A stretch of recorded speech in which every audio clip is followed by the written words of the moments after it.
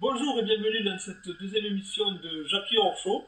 Alors pour cette deuxième vidéo, je vais vous parler d'un film sorti en 2014, réalisé par Scott Derrickson. Il s'agit de Délivre-nous du mal.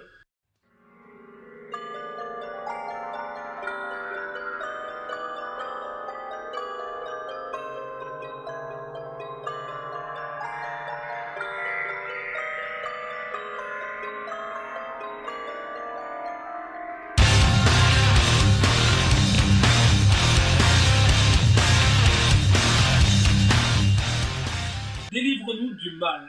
Deliver us from devil. Merci à ma prof d'anglais d'avoir été aussi patiente avec moi. Donc c'est un film réalisé donc par Scott Derrickson qui a également réalisé L'exorcisme d'Emily Rose en 2005 et Sinister en 2012. Alors ce film est inspiré d'un livre, Beware the Night, écrit par Ralph Sarchie, un ancien policier de la police judiciaire de New York.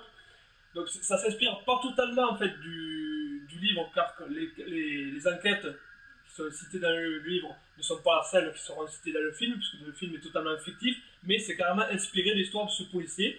D'ailleurs, ce policier dans le film, Ralph Sarchie, est incarné par l'acteur Eric Bana, qui a joué dans La Chute du Faucon Noir de Ridley Scott, ou encore aux côtés de Orlando Bloom et Brad Pitt dans 3 de Wolfgang Petersen. Donc le film raconte l'histoire de ce policier qui est confronté à des phénomènes paranormaux durant ses enquêtes. C'est un film, à la fois c'est plutôt un thriller horrifique, plutôt qu'un film de possession. Il y a de la possession dedans, mais également une enquête policière. Donc c'est vraiment un bon mélange entre les deux genres. Donc durant le film, on suit donc l'aventure de Ralph Sarchie, accompagné de son coéquipier et d'un prêtre, le prêtre Mendoza, incarné par l'acteur Edgar Ramirez, qui vont se retrouver au cœur d'une affaire de meurtre engendrée par un ancien marine, Mick Santino, incarné par l'acteur Sean Harris, ayant été possédé lors d'une intervention en Irak avec les Marines, quoi. Donc voilà, en gros le film, voilà, c'est un bon mélange entre le cas de possession, l'enquête policière. Ça rejoint, moi je trouve vraiment de similitudes entre ce film et Seven de David Fincher, parce que voilà, c'est vraiment la réalisation et il fait vraiment penser à Seven, un très bon thriller, hein, l'un des meilleurs que j'ai pu regarder. Alors ça nous plonge au cœur d'un mélange entre une enquête policière, comme je dis, et une possession démoniaque, un combo qui marche vraiment bien dans ce film, parce que voilà, c'est bien dosé, l'histoire est bien ficelée, j'ai envie de dire, il y a son lot de jumpscares, il y a beaucoup d'ambiance angoissante, et puis les rebondissements sont intéressants. Donc franchement, c'est un très bon film, bien réalisé, il n'y a pas trop de longueur, on ne s'ennuie pas vraiment, quoi. C'est bien dosé.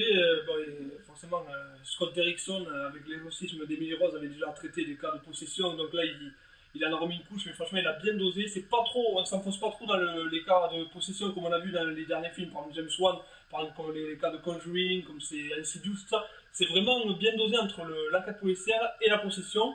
Donc ça reste vraiment regardable, même si on n'aime pas trop les films que de possession et tout ça, on peut le regarder parce que justement il y a une enquête policière derrière, il y a plein de choses, c'est super, c'est un super bon film.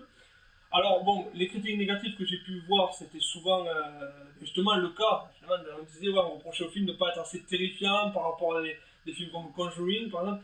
Mais j'ai envie de dire, là, comme je l'ai dit, il faut remettre dans son contexte. C'est pas un film de possession, c'est vraiment un film, un thriller horrifique, quoi. C'est une enquête policière avec un cas de possession dedans. Donc, si tu vas au cinéma pour voir un film juste d'exorcisme ou de possession, va voir Conjuring ou Insidious, mais voilà, Délivre-nous du mal, c'est vraiment le compromis entre les deux, quoi. Après, le deuxième critique négatif que j'ai vu qui est revenu, ça a été l'aspect religieux du film. Alors oui, certes, l'aspect religieux, mais en même temps, quand tu vas voir un film où ça parle de démons, de diables, d'enfer, de possession, forcément l'aspect religieux va rentrer en compte, quoi.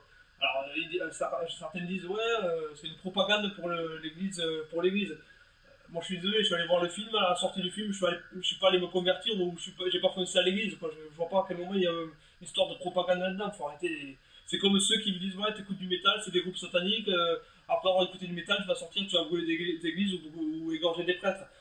Il y a un moment donné, il faut faire la part des choses.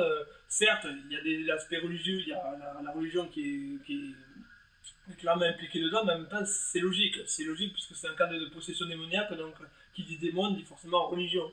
Donc voilà, après voilà, c'est les deux aspects négatifs que j'ai vu ressortir, mais bon, franchement, qui sont pas vraiment fondés, hein, comme j'ai pu le prouver. Et après voilà, sinon, le Délivre-nous du mal de Scott Derrickson est un très bon film que je vous conseille d'aller voir. Et voilà, je vous conseille d'aller voir ce film et vous m'en direz des nouvelles.